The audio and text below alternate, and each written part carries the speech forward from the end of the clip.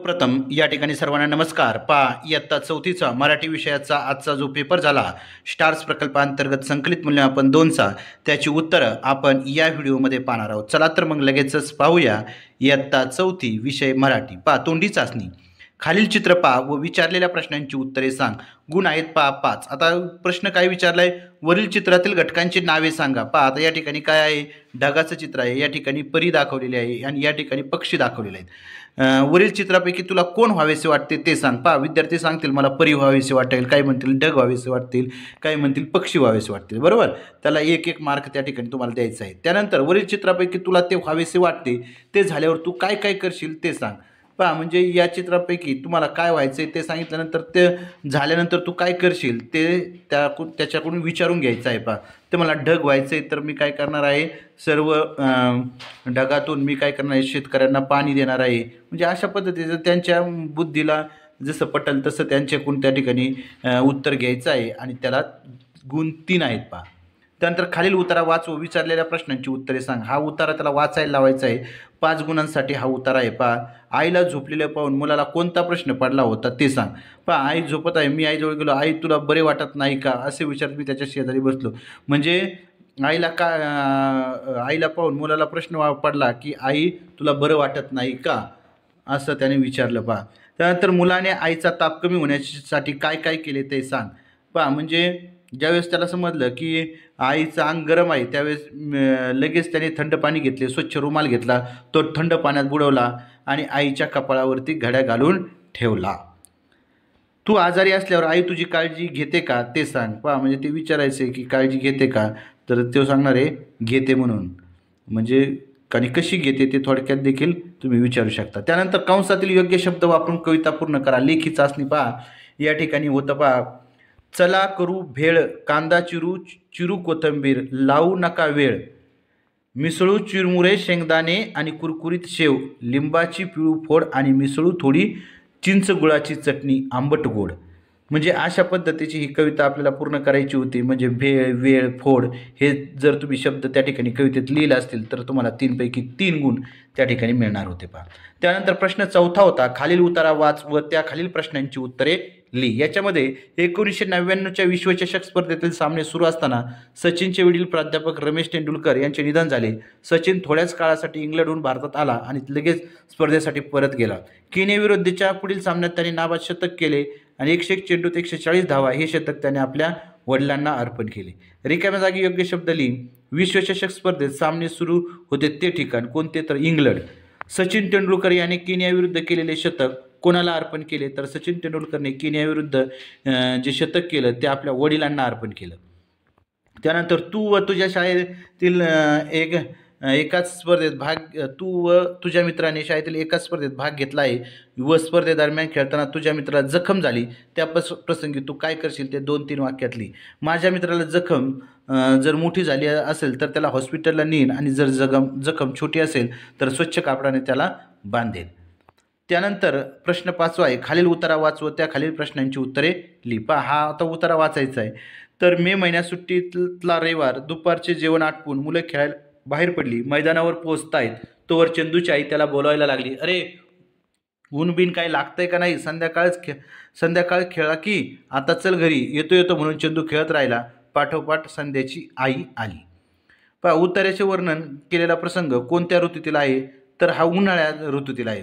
कोणत्या, उन्हाळ्या ऋतूतील आहे। त्यानंतर दुपारचे जेवण आटपून मुलं खेळायला निघाली, 1 नंबरचं वाक्य आहे।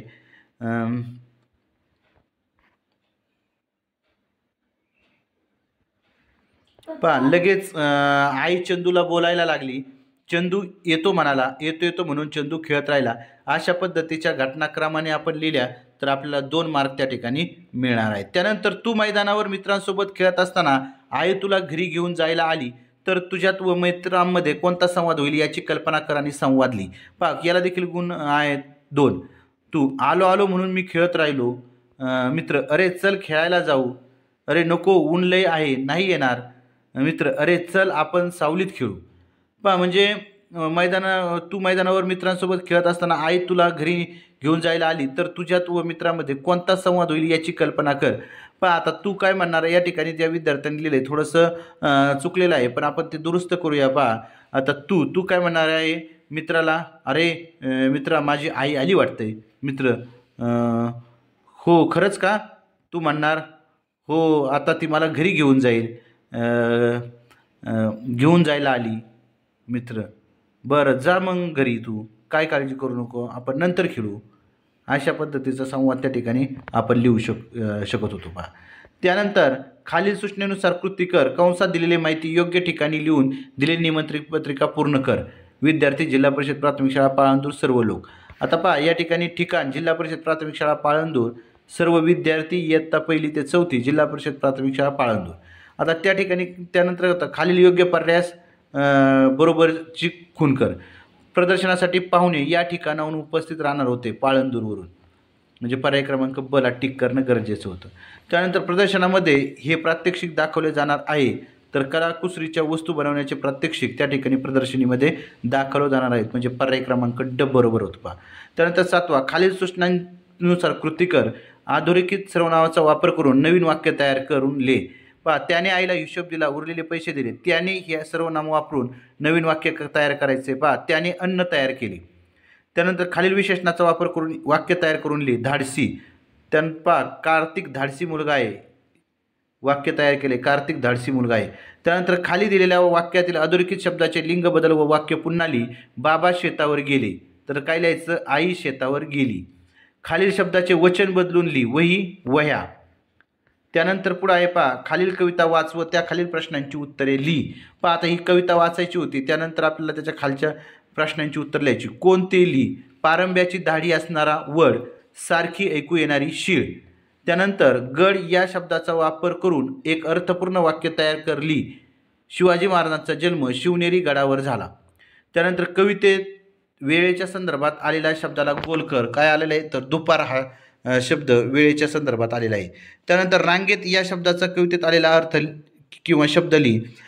रांगेत या अर्थाचा कवितेत आलेला शब्द आहे ओळीत. त्यानंतर 9वा प्रश्न आहे, खालील सूचना फलकावर काही शब्द पुसले गेले आहेत, त्या ठिकाणी योग्य शब्द लिह व सूचना पूर्ण कर. गडावर चढताना काळजीपूर्वक चढा. या ठिकाणी लिहिले गडावर चढताना पायऱ्या चढा, हे देखील बरोबर आहे, परंतु काळजीपूर्वक चढा हे योग्य आणखी समर्पक वाटतं. गडाच्या भिंती दगडावर आपली नावे लिहू नका. गडावर कुठे कचरा टाकू नका. 3 हे जे शब्द आहेत ते लिहिले तर तुम्हाला 3 पैकी 3 मार्क मिळणार होते. त्यानंतर खालील वाक्यातील विरामचिन्हाचा योग्य वापर करा आणि वाक्य पुन्हा लिह. गुण आहेत 2. एवढ्यात आई म्हणाली, अरे मगाशी तू दुकानात गेला होतास ना. एवढ्यात आई म्हणाली, इथं स्वल्पविराम पाहिजे. म्हणाली या खाली स्वल्पविराम, मग दुहेऱ्या उत्तरचिन्ह अरे, परत स्वल्पविराम, मगाशी तू दुकानात गेला होतास ना.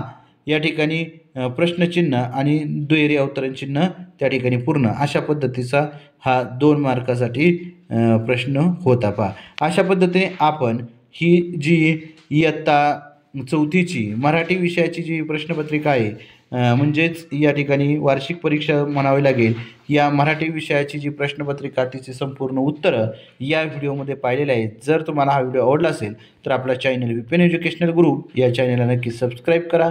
धन्यवाद.